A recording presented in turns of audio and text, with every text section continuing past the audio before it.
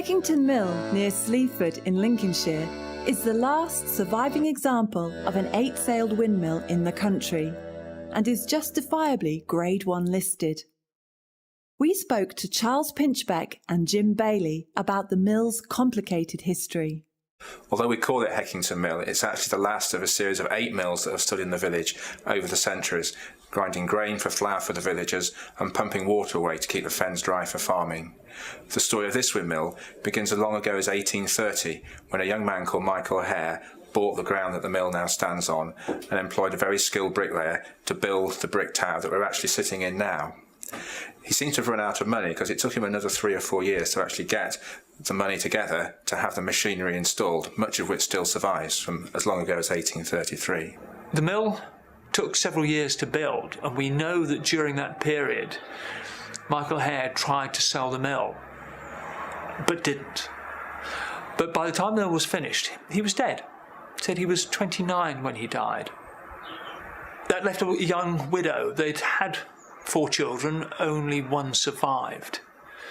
But there she was, a widow with a windmill that she couldn't operate. I think there may have been female millers in the 1830s, but she wasn't one of them. And so she had a mill, which was basically all of her capital tied up in something that she had no use for. The story I tell is possibly slightly embellished, although it is based in fact. Shortly after her husband's death, there was a knock on the door, and it was a man by the name of Nash, Slighthole Nash. And he said something to the effect of, "I understand you're a widow and you've got a windmill." "Well, I'm a miller, and I'm single." But whatever he said, we know that Slighthole Nash did come, and he came a-courting. They married, they had children. So it was a marriage that was blessed. She was 29 when they married. He was an older man. He was 65, and in 1830, 65 is very old. But as I said, they had children, so clearly it was a marriage that was successful. But of course, being that much older, inevitably he died first. You have to understand the property law at the time. When a woman married, all of her property passed to her husband, so the mill passed into the Nash family. When he died, it didn't go back to her, but went to his eldest son, which I understand was from a first marriage. So the Hares are no longer involved in the mill. It's now owned by the Nash family. They had the mill until the 1890s. We understand it wasn't particularly well looked after, and we know they tried to sell it. But by 1890, the mill was leased to a chap by the name of Marshall, and he was complaining about the material state of the mill, prophesying that something bad was going to happen, and this money was spent on it. And needless to say, something bad did happen. In March 1890, there was a storm, a very, very severe storm, with records of whirlwinds in the area around York. But even here, some 70 miles to the south, the wind was very severe and changed direction very rapidly.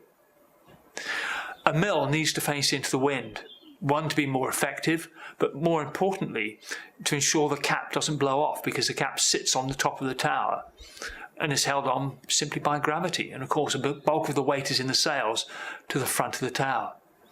So if the wind changes direction very rapidly and the mill cap doesn't follow it, driven by the fantail, there's a great risk of the cap simply blowing off, and that's what happened. During the storm, which was very severe, the fantail broke. It came out of gear. Wind changed direction, so coming from the back, simply tipped the cap and the sails off the tower. A newspaper report of the day describes how so much timber, so much large pieces of timber could be smashed so small was beyond belief. And it damaged the house and the cart shed around the mill as well. By 1890, the profitability of milling wheat was diminishing. And in truth, the catastrophe that befell the mill would have seen the end of it, but for one thing. A man by the name of Pocklington, John Pocklington. He too came from a Lincolnshire windmilling family. He and the rest of his family had spent a spell in Boston workhouse in the 1870s. He came out at 14 and was apprenticed to another local baker. A very enterprising man, he wanted to set up on his own account, and he went into one of the local merchants in Boston and asked for a bag of flour on trust. And using the ovens from a baker who'd recently died to make bread, thereby making more money. And he slowly built up a sum of money to a point that he could rent a windmill. But he wanted a windmill of his own. In Boston at the time was one of Britain's only 8-sail windmills, one of only 7 that were ever constructed. This had been built in 1813 by the Tuxford family. By the 1880s, the business was in decline. Also, the expansion of the docks in Boston, they wanted the land that the windmill stood on. So the idea was that it was auctioned, and the person that bought it at auction would then demolish it, most likely selling the parts for spares and making some money that way. Out of interest, John Pocklington went along to the auction. We know that he had no plans to buy, but the price was so low. The mill sold for £72 and 10 shillings, and he bought it. No plans to do anything with it. He now has his windmill, but nowhere to put it. Just 2 weeks later, he met Joseph Nash, the last of the Nash family that owned the windmill here in Heckington. They got talking, and clearly there was a deal to be done.